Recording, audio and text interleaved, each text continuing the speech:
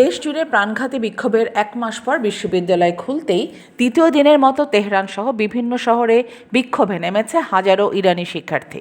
রোববার তেহরানের শীর্ষ শিক্ষা প্রতিষ্ঠান তেহরান বিশ্ববিদ্যালয়, শরীফ ইউনিভার্সিটি অফ টেকনোলজি, আমেরিকাবরি বিশ্ববিদ্যালয় ও শহীদ বেহেশতি বিশ্ববিদ্যালয়ে বড় আকারে সমাবেশ হয়।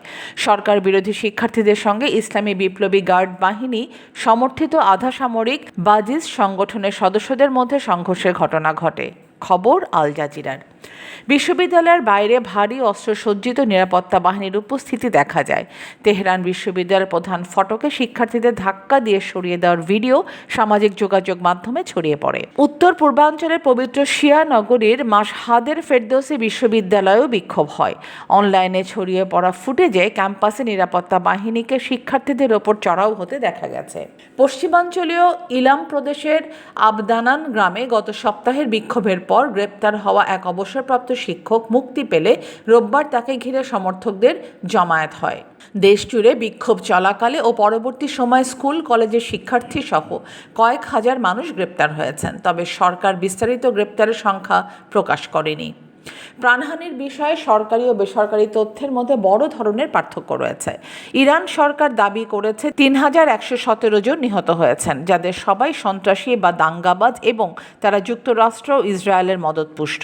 অন্যদিকে যুক্তরাষ্ট্রভিত্তিক মানবাধিকার সংস্থা HRAN জানিয়েছে তারা ৭,০০০-এর বেশি মৃত্যুর তথ্য যাচাই করেছে এবং আরও প্রায় ১২,০০০ ঘটনার তদন্ত চলছে।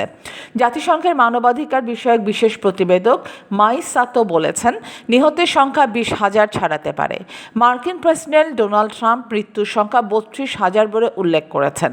রোববার তেহরানের বিশ্ববিদ্যালয়গুলোতে রাষ্ট্রীয় গণমাধ্যম ও সামাজিক যোগাযোগ মাধ্যমে ছড়িয়ে পড়া ভিডিওতে ঘটনার বিভিন্ন চিত্র দেখা যায়।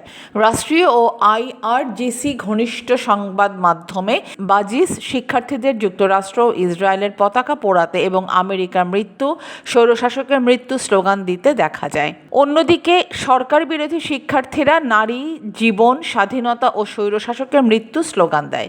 কিছু ভিডিওতে 1979 সালের ইসলামী বিপ্লবের আগে ইরানের সিংহ ও সূর্য চিহ্নিত পতাকা উড়াতে দেখা গেছে, যা সাবেক শাহ পরিবারের প্রতি সমর্থনের ইঙ্গিত হিসেবে বিবেচিত। বিক্ষোভে নিহতদের পরিবারের সদস্যরা 40 দিন পূর্তি উপলক্ষে বিভিন্ন স্থানে স্মরণসভার আয়োজন করেছেন।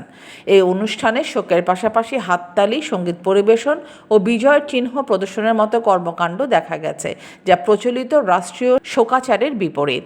সরকার আন্তর্জাতিক তদন্তের আহ্বান প্রত্যাখ্যান করে নিজস্ব তদন্ত কমিটি গঠনের কথা জানিয়েছে, তবে তদন্তের অগ্রগতি সম্পর্কে বিস্তারিত কিছু জানায়নি। টানা 7ম সপ্তাহ ধরে ইন্টারনেট নিয়ন্ত্রণও অব্যাহত রয়েছে।